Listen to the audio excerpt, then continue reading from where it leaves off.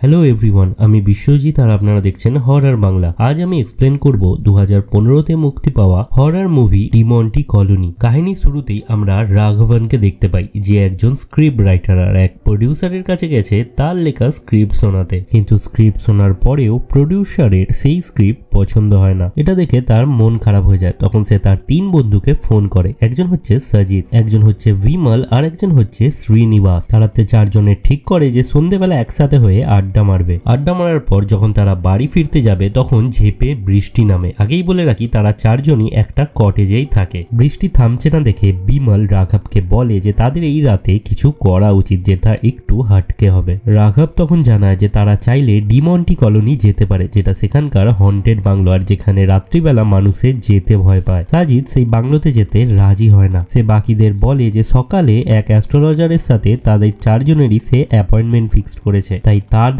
উচিত তাড়াতাড়ি বাড়িতে গিয়ে ঘুমিয়ে সকালে সেই অ্যাস্ট্রোলজারের কাছে যাওয়া। শ্রীনিবাস বাকিদের জানায় যে সাজিদ অন্ধকারে ভয় পায় আর এটাও একটা কারণ যে সে ওই বাংলো বাড়িতে যেতে চাইছে না। বিমল আর রাঘবন তারা জোর জবরদস্তি সাজিদকে ডিমন্টি কলোনিতে নিয়ে যায় এবং সেই বাংলোর গ্রাউন্ড ফ্লোরে রেখে তারা পালিয়ে যায় আর সাজিদকে তারা ভয় দেখায়। ফার্স্ট ফ্লোরে যাওয়ার পর শ্রীনিবাস সেই ফ্লোরে কারোর প্রেজেন্স ফিল করে, কিন্তু কাউকেই সে সেখানে দেখতে পায় না। এদিকে রাঘবনও সেম সিচুয়েশন ফিল করে, বাট সেও কাউকে দেখতে পায় না। তখন সে বাকিদের বলে যে তাদের ইমিডিয়েট এই জায়গা থেকে চলে যাওয়া উচিত। এই বলে তারা সেই বাংলো থেকে চলে যায়। পরের দিন চার বন্ধু সেই অ্যাস্ট্রোলজারের কাছে গেলে সেই অ্যাস্ট্রোলজার চারজনের ফিঙ্গারপ্রিন্ট নেয় আর প্রথমে শ্রীনিবাস তারপর বিমলের কুণ্ডলি বলতে থাকে, কিন্তু মজা করতে করতে সে কুণ্ডলি বলছিল বলে তারা কেউই তাকে সিরিয়াসলি নেয় না। সাজিদ আর রাঘবনের ফিঙ্গারপ্রিন্ট তো তারা নেয়, কিন্তু তাদের কাছে সেই লিপি না থাকার জন্য তাদের ভবিষ্যৎ সে বলতে পারে না। তখন শনিবার তাদের আরেকবার আসার জন্য বলে, কিন্তু যেহেতু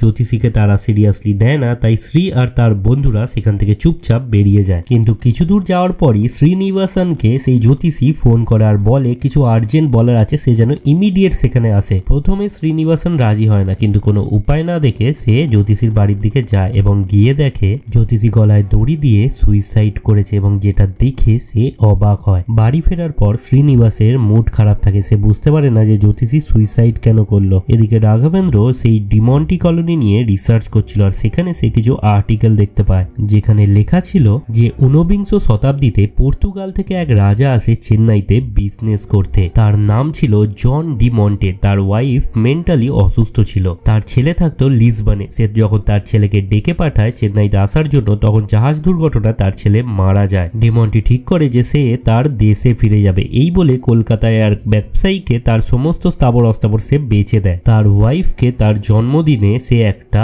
ইউনিক লকেট গিফট করেছিল। কটা দিন বাড়ির বাইরে যখন ডিমন্টি গিয়েছিল ফিরে এসে দেখে যে তার ওয়াইফ প্রেগনেন্ট। তার ঘরেরই কেউ তাকে রেপ করেছে। তখন সে সবাইকে সন্দেহের চোখে দেখতে শুরু করে আর একদিন রাতে বাংলোর সবাইকে সে খুন করে আর তারপর সে ডিমন্টি কলোনিকে জ্বালিয়ে দেয় আর সেই আগুনে নিজে আর তার ওয়াইফও সুইসাইড করে। রাঘবেন্দ্র আরো জানায় যে সেই কলোনিতে তারপর যারা থাকতে গিয়েছিল তারা কেউই আজ অব্দি বেঁচে নেই। শ্রীনিবাস বলে যে গতকাল রাতেও তো তারা ঘুরে এসছে, বাট তারা বেঁচে আছে। তখন রাঘবেন্দ্র জানায় যে তারাই একমাত্র প্রমাণ যে ওই বাড়িতে কিছু নেই। এই ভুলটা তারা প্রমাণ করতে পারবে যে ওই বাড়িটা অ্যাকচুয়ালি হন্টেড হাউস নয়। সে রিসার্চ করে আরো জানতে পেরেছিল যে সেই রানীর কাছে যে লকেটটা ছিল সেটা আজকের মূল্যে 100 কোটি টাকারও বেশি। কারণ সেই আর্টিকেলে লেখা আছে যে ওই লকেট যারা পায় তারা মারা যায় আর সাথে ওই লকেট নিজে থেকেই সেই জায়গায় চলে যায় যেখান থেকে সেই লকেটটাকে নেওয়া হয়েছিল। তখন শ্রীনিবাস বলে যে গতকাল রাতে তারা পুরো ঘরটায় ঘুরেছে, কোনো লকেট তারা দেখতে পায়নি। তখন রাঘবেন্দ্র জানায় যে সে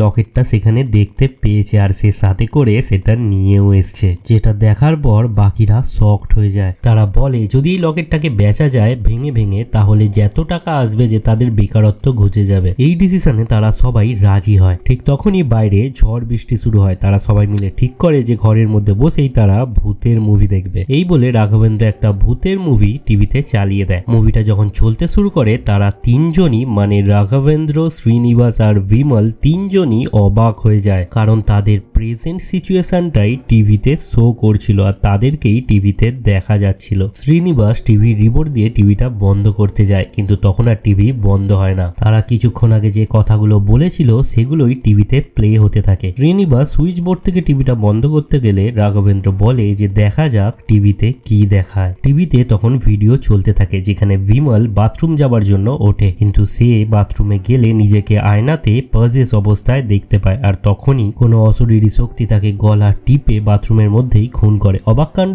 হচ্ছে এখানে শ্রী যখন উঠে বিমলকে জিজ্ঞেস করছিল যে বাথরুমে তার কতক্ষণ লাগবে, বিমল কথা না বলা সত্ত্বেও সেই অশরীরী বিমলের গলা নকল করে শ্রীকে রিপ্লাই দেয়। তাই বাথরুমের মধ্যে কি হচ্ছে সেটা শ্রীনিবাস বুঝতেও পারে না। কিছুক্ষণ পর তাদের ঘরের ইলেকট্রিসিটি চলে যায়। রাঘবন মোমবাতি জ্বালাতে গেলে সেও পজেস অবস্থায় চলে যায়, কারণ তার চোখ সাদা হয়ে যায়। শ্রীনিবাস দেখে যে এক জায়গায় দাঁড়িয়ে রাঘবন হাতে মোমবাতি নিয়ে কন্টিনিউ একটা মন্ত্র বলে যাচ্ছিল। শ্রীনিবাস তখন সেই মোমবাতিটাকে নিভিয়ে দিতে যায়, কিন্তু কিছুতেই মোমবাতিটা নেভে না, উল্টে সেই মোমবাতির আগুনে রাঘবন জ্বলে যায়। অনেক চেষ্টা করেও সে রাঘবনকে বাঁচাতে পারে না। তখন সে বাথরুমে বিমলকে দেখতে যায়, তখন দেখে সে অলরেডি মৃত অবস্থায় পড়ে রয়েছে। যা হোক করে তখন শ্রীনিবাস চেষ্টা করে সেই ঘরের বাইরে বেরোনোর, দরজা খোলার চেষ্টা করে। আর যখন দরজা খোলে তখন চারিদিক ব্ল্যাঙ্ক হয়ে যায়। এতক্ষণ পর টিভিতে চলা ভিডিও শেষ হয়। তারা তিন বন্ধু মিলে ততক্ষণ ভিডিওটি দেখছিল আর ভয়ে জড়সড় হয়ে তারা এক জায়গায় বসেছিল। কি করবে তারা সেটা ভেবে পাচ্ছিল না। তখনই তাদের ঘরের ইলেকট্রিসিটি চলে যায়। শ্রীনিবাস তখন একটা প্ল্যান ঠিক করে। সে তখন ইলেকট্রিক অফিসে ফোন করে বলে যে তাদের ঘরে ইলেকট্রিসিটি নেই, তারা যেন ইমিডিয়েট সেখানে আসে। আর এটা করার মূল কারণ হলো ইলেকট্রিক অফিসের স্টাফরা যখন তার ঘরে আসবে তখন তার ঘরের দরজা খুলে যাবে আর তখনই তারা সেফলি বাইরে বেরিয়ে যেতে পারবে। কিন্তু অনেকক্ষণ হয়ে যাওয়ার পরও যখন কেউ সেখানে আসে না তখন সে আবার ইলেকট্রিক অফিসে ফোন করে। তখন ইলেকট্রিক অফিসের স্টাফ জানায় যে সে কিছুক্ষণ আগেই তার ঘরের ইলেকট্রিকের কাজ করে এসছে। আর খুশি হয়ে শ্রীনিবাস নিজে তাকে 50 টাকাও দিয়েছে। তখন শ্রীনিবাস তার পকেটে থাকা 50 টাকা খুঁজতে গিয়ে দেখে যে সেটা তার পকেটে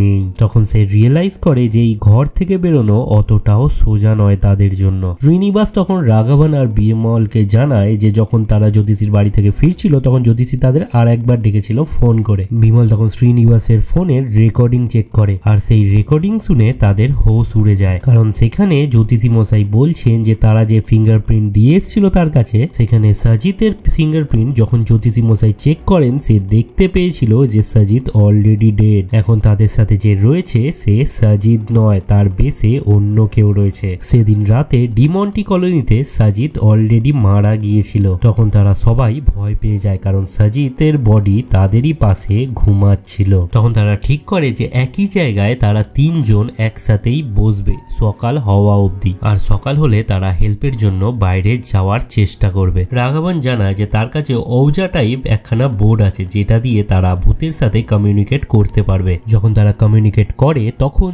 জানতে চেষ্টা করে যে এই ঘর থেকে বাইরে বেরোনোর কোনো উপায় আছে কিনা। তখন সেই স্পিরিট জানায় যে এই ঘর থেকে বাইরে বেরোনোর কোনো রাস্তাই নেই, তারা এখানেই মরতে চলেছে। আর এরপরেই বোর্ডটাতে আগুন ধরে যায় আর তারপরেই রাঘবন পজেস অবস্থায় চলে যায়। আর সেই পজেস অবস্থাতেই সে তার সামনে ডিমন্টির স্পিরিটকে দেখতে পাচ্ছিল আর সেই স্পিরিট রাঘবনকে পজেস করে সেখানেই মেরে দেয়। সেই টিভির ভিডিও অনুযায়ী প্রথমে মরার কথা ছিল বিমলের, বাট এখানে মরল রাঘবন। বিমল তখন মনে করে যে এবার হয়তো তার পালা, কিন্তু ঠিক তখনই সে শ্রীনিবাসকে দেখে পজেস হয়ে গেছে, মানে এবার শ্রীনিবাস মরতে চলেছে। বিমল তখন শ্রীনিবাসকে হেল্প করতে চায়, কিন্তু শ্রীনিবাস পজেস অবস্থাতেই বিমলের উপর অ্যাটাক করে আর হঠাৎই বিমল চলে যায়। আর তারপর অবাকভাবে পজেস হয়ে যায় বিমল নিজে আর বিমল পুড়ে ছাই হয়ে যায়। শ্রীনিবাস বুঝতে পারে না সে এখন কি করবে, কারণ ঘরের টেম্পারেচার হঠাৎ করেই বরফ হতে শুরু করে। কিছুক্ষণ পর সে খেয়াল করে যে যীশু খ্রিস্টের মূর্তি যেখানে রয়েছে সেই জায়গাটা কোনো এফেক্ট হচ্ছে না। তখন সে